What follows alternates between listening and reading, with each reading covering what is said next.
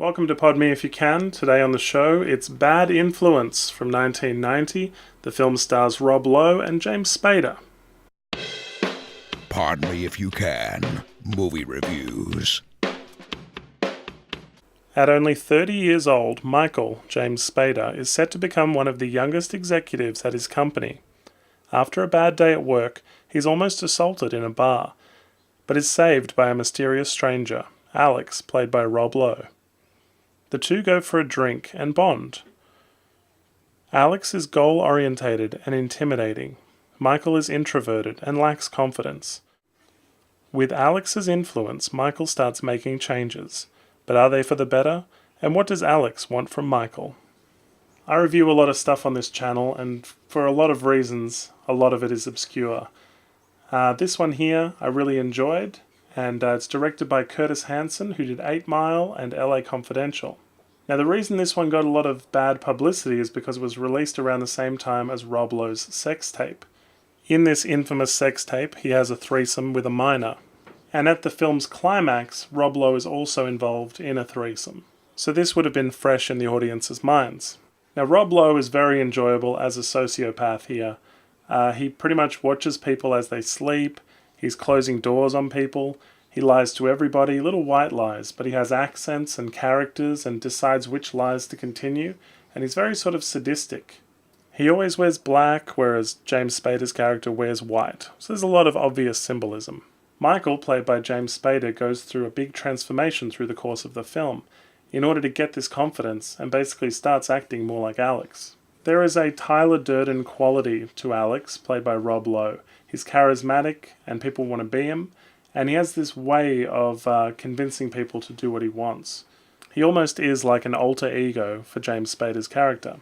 Considering Michael's going for a senior analyst job, he goes through crazy risks like armed robbery, and he is fairly drunk, but it's obviously kind of like he wants to have this form of adrenaline in his life. Marsha Cross plays his fiancée, though you wouldn't know it based on their scenes together. They're very cold. Michael expresses an interest in not wanting to get married to Marsha Cross's character, and when Alex helps make this happen, forces him not to get married kind of thing, they don't really come back to her, which I really liked as a realistic way of looking at this. If you broke up with somebody, there'd always be kind of this, closure and need for an explanation. But they do it in such a way that it's very cold and clean cut, and it's definitely over between them. And then you're never revisited by Marsha Cross's character. She doesn't reappear. There's no need for him because he didn't want to get married in the first place. It all ties up very nicely, and I felt like if this were a movie made today, that you would have that extra scene with her where he was apologetic, or they did wind up getting married. It would be a plot point that would be revisited, whereas I really liked it this way. There is a tiny celebrity cameo from David Duchovny, and he's in the credits of the film. He has no lines, and he's standing next to them at a bar, and he's in the film for all of 2 seconds. I liked this sequence where Alex is watching a videotape of something that happened in his apartment, and knowing that the answer is behind this door, which is nailed shut.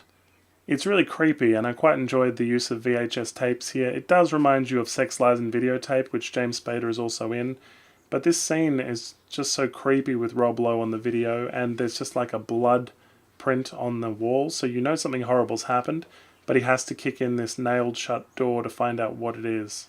Rob Lowe's Alex is sort of impossibly charming, which I think is people's problem with the film. It's hard to suspend belief and say, yes, everyone will do whatever he wants, every woman is attracted to him, he can basically do anything, but I suppose there's a charisma that he's exuding, which is what you have to go with, and believe he's this alpha male in order for the film to work. The one thing I didn't enjoy, and I found a problem with myself, was that he cleans out the apartment of all belongings, and I felt like he always works alone, and it would be like a really impossible task with the time frame, and I just felt like he says, I took all your belongings just to show you that I could. I didn't think it really needed to happen, and I don't know, it felt a bit impossible in the movie.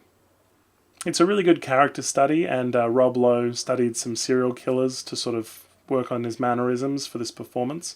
It is a bit of a shame that you don't get any background whatsoever. There's never, the police never say, we've got a file on him, this mysterious guy. You don't sort of learn anything. You don't go through his pockets or like find out anything in his driver's license. He remains a mystery to the end, which is really interesting, but does kind of leave it a little hollow.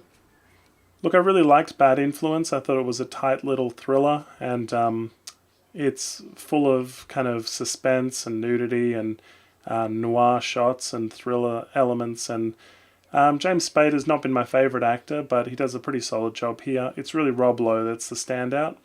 Probably one you should check out. Thanks for watching. If you like what you see, please hit the subscribe button. Like us on Facebook and follow us on Twitter. Check out our podcast at www.podmeifyoucan.com.